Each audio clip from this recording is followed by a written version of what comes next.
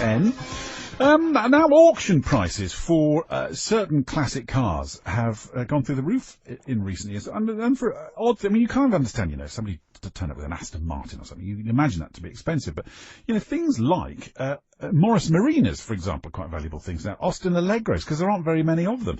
But even experts were stunned when Manheim Auctioneers sold a 1988 Ford Transit van for over £10,000 at a recent sale in Shropshire. Well, now, whilst the Transit has plenty of fans, of course it does. Most would agree that it's a lot of money for a 29-year-old example of the Mark III variety. I'm going to stick my anorak on in a minute. Regardless of the fact that it had covered only 48,000 miles. There was a reason for that, mind you, because it was a spy van. It didn't belong to James Bond, but it did belong to a bloke called James Davis, who was the spy van restoration man. You went viral on the internet, didn't you? Yeah, good morning, Ben. Yeah, we did. It was a really great experience. I bought the van about 2.5 years ago, had it restored, and we put it through the auction last week and raised an awful lot of money for Alzheimer's. But I think it really captured the public's intrigue and interest because of its history, which was fairly unique. So yes, I mean, you specialise in selling vans and trucks. So this van comes through. It's a near on 30-year-old Mark III Transit van, worth nothing really, other than its bits, I suppose. Absolutely, yeah. It seemed too good to let that one go, that way in terms of being broken up for parts, which in reality it would have done because it needed full restoration of the bodywork. So. It was a great project to get involved with, and it involved all of my team, clients, and it had a Facebook page, as you do in the modern world, so people could track the progress. But because of that social media interest, it did actually attract a lot of attention. So when it went to auction, there was a buyer that was at the auction who videoed it and put it on Facebook, and those two videos alone have attracted over 500,000 views. So it's really surprised me. I mean, it's an interesting thing actually. It's sort of an aside that you often see classic cars. They say it's only got 19,000, 40,000 miles, whatever it is. And once a car gets to a certain age, yes, okay, the low mileage might mean the engine's all right, but it doesn't mean anything for the rest of the bodywork, which can deteriorate just as quickly, if not more quickly, from low mileage. Yeah, absolutely. I mean, modern vehicles are much more durable and hardy, I guess, through the materials they're made with and the way they're manufactured. But this van, it would have been hidden away for most of its life, and if it wasn't hidden away, it was trying to be hidden. So either stored in underground car parks. I mean, it was an HMRC van from new. I was the second owner, so it literally.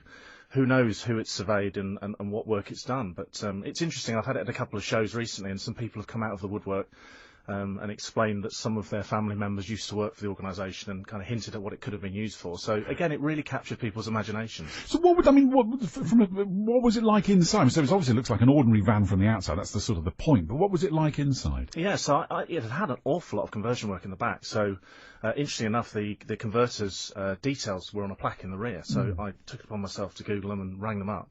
And quite politely they said, I'm going to have to put the phone down on you. So when I was about the conversion, so I presume they'd have to have signed the Official Secrets Act as was, just purely. Yeah, but I mean it was kitted out for two people to sit in. It's all lined out with all sorts of equipment in the back for monitoring purposes. So when I bought it, it still had some old defunct radio kit in the back, and you could see what it had been used for. The seats were there. And the control panel as well, so you could, interesting things for me anyway, like you could turn on the windscreen wipers from the back of the van, so it could actually have a camera pointing out the front of the windscreen.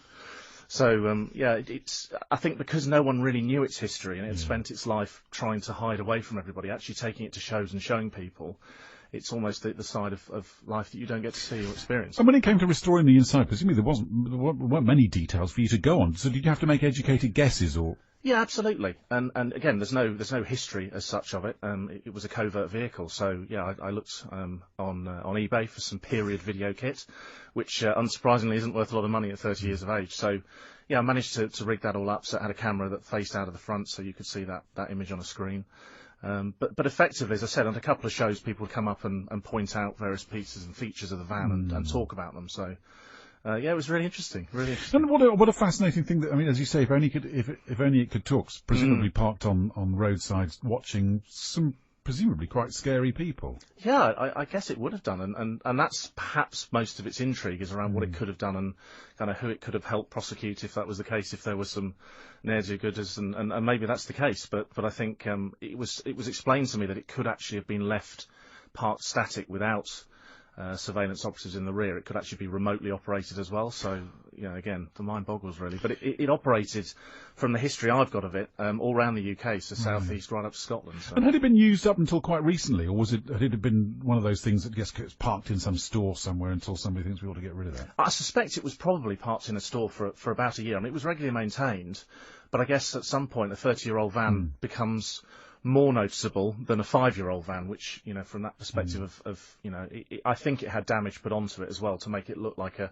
used vehicle, so maybe a few dents and scrapes here and there. So, it needed quite a lot of work to restore it. But it was, as I joined the Transit Van Owners Club as a result of it, so really had a lot of fun with it. Exactly. And so I took it to a couple of shows, and the chairman of the club, who's a dear friend now, he said, you've probably set a new world record for that in sale price terms. And you think, well, a world record, that's, it's an incredible thing to do. But, every penny that we raised went to the Alzheimer's Society, which is a cause close to me. My father was diagnosed 7 years ago. So he kind of got me into the motor industry with his love of petrol. And so I am a car person do that as well. to you, don't they? My dad's done it to me, and I've just realised I've done it to my two sons.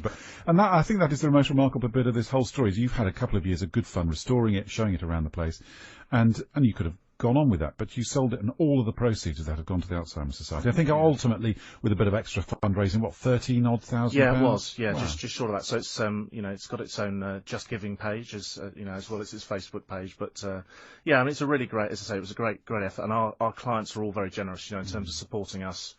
I think a lot of people raised an eyebrow to say, is it truly worth that much money? But, there's kind of three things there, isn't there? There's the generosity of clients that were bidding on it. There's the rarity of it, clearly, and that's very important. But also the fact it is for charity. I think overridingly that was a really good news story. It's great to meet you. I think it's a fabulous story. I love stuff. I love quirky stuff with old cars. It's just great. It really is. James, thank you. Thanks, and Ben. If people want to go and have a look, all that video and stuff is still online, I think, isn't it? Yeah. If you search on Facebook, just search Spyvan, and you'll come across it and see the journey. It's a 2.5-year journey, and as I say, any listeners out there that want to support Alzheimer's, and there are lots of very worthy charities, and this is a particularly horrible disease for anybody that's been touched by it. So, it's all online, all the details there. And if you happen to see a transit van parked in your street with suspicious-looking dents in it, then who knows what's going on in the back. James, thanks for coming in and joining us. Thanks, Good of you. It's 13 minutes to 10.